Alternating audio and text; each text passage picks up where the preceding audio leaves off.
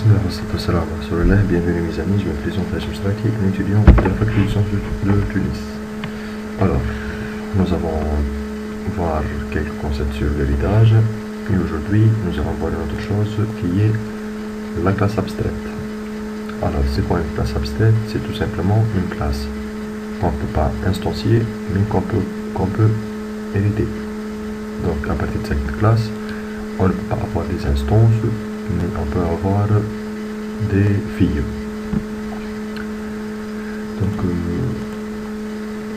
quels sont les cas d'utiliser cette méthode, donc les cas d'utiliser les classes abstraites? Donc, on peut répondre à cette question à travers le but de la création de ce type de classe. Donc, une classe abstraite, comme j'ai dit, c'est une classe qu'on ne peut pas instancier. Je vous donne une question.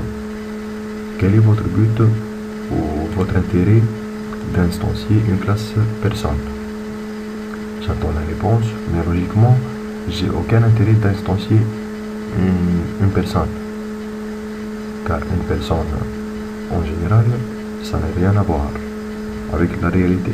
Une personne est soit un étudiant, soit un employé, soit elle est en chômage, soit elle effectue une chose. Donc j'ai pas une classe personne, mais une classe humain en général que je peux instancier, donc instancier, oui.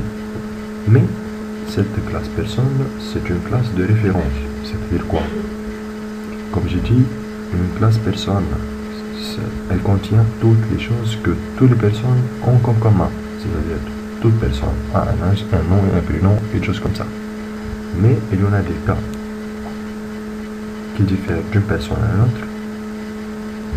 Donc, on va effectuer ce qu'on appelle un héritage. Donc, toute classe qui doit être, donc, on peut l'hériter d'où, mais on ne peut pas l'instancier. C'est pas on ne peut pas l'instancier. On n'a pas l'intérêt d'instancier. C'est une classe abstraite. Donc, je commence en pratique. Je vais créer une classe que j'appelle par exemple Perse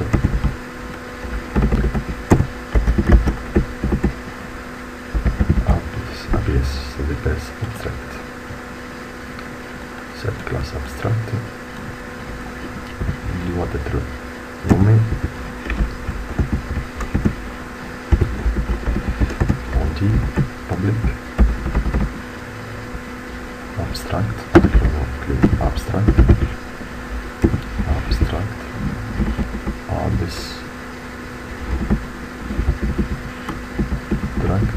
classe personne abstract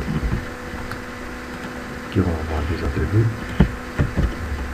Donc je choisis ces attributs là, une méthode, par exemple cette méthode affiche.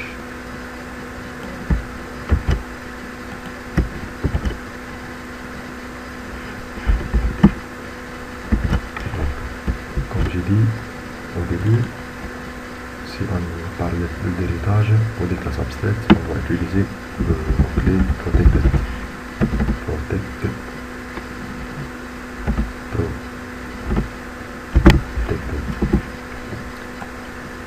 Je vais utiliser ici. Et même la méthode doit être protégée. Protégée, c'est-à-dire on peut l'utiliser à partir de la classe des classes filles. Donc de même dans une classe abstraite, on peut avoir ce qu'on appelle une méthode abstraite. C'est-à-dire par exemple abstract, protected, abstract, void, par exemple salaire.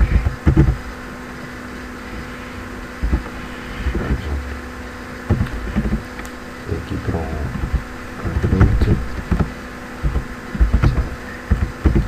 Notez bien qu'une méthode abstraite ne contient que ce qu'on appelle le prototype de la méthode, c'est-à-dire son valeur de retour, son nom et les paramètres.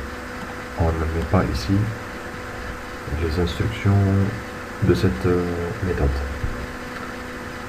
Et une remarque, que toute classe qui contient au moins une méthode abstraite, elle doit être abstraite.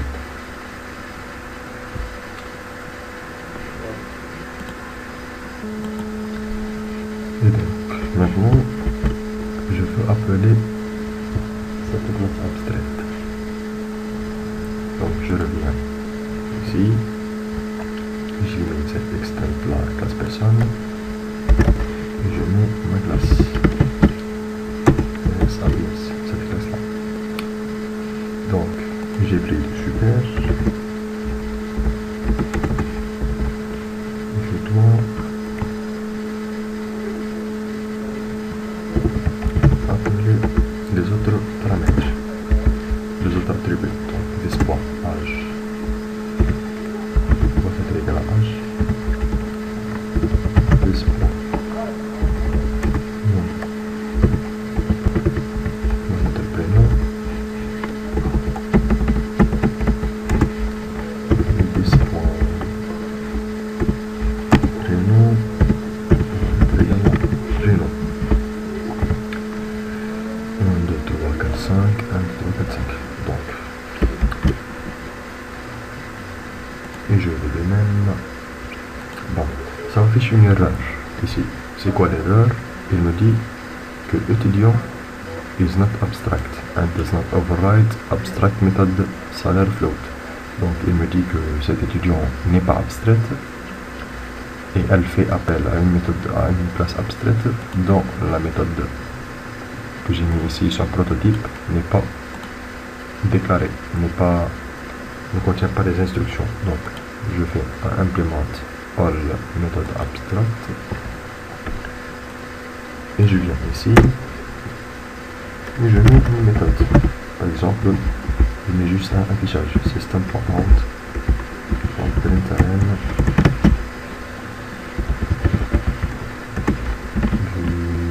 salaire, par exemple.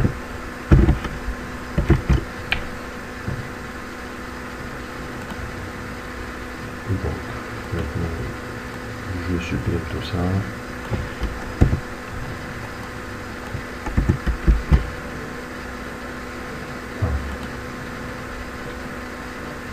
Je viens ici. Et maintenant, je dis comment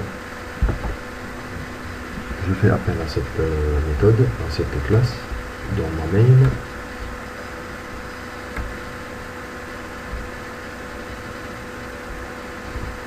Je fais un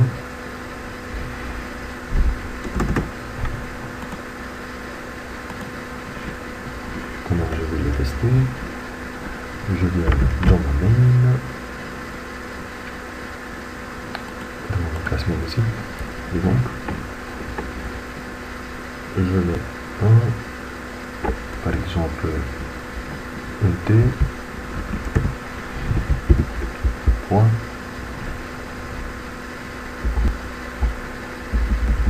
je la cherche, comment j'ai appelé moi point salaire. Par exemple, je mets 200.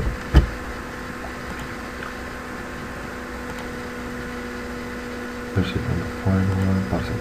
Et donc, j'exécute et ça m'affiche 200. Donc, vous voyez comment, juste une remarque, vous voyez ici comment je peux accéder d'après un objet existant à une méthode abstraite qui est contenue dans une classe abstraite. Donc, j'espère que vous avez bien compris ça. Je suis prêt pour toutes vos questions que vous pouvez poster dans un commentaire en YouTube ou vous pouvez me contacter sur mon mail. Merci pour votre attention. Au prochain tuto. Assalamu alaikum wa rahmatullahi wa barakatuh.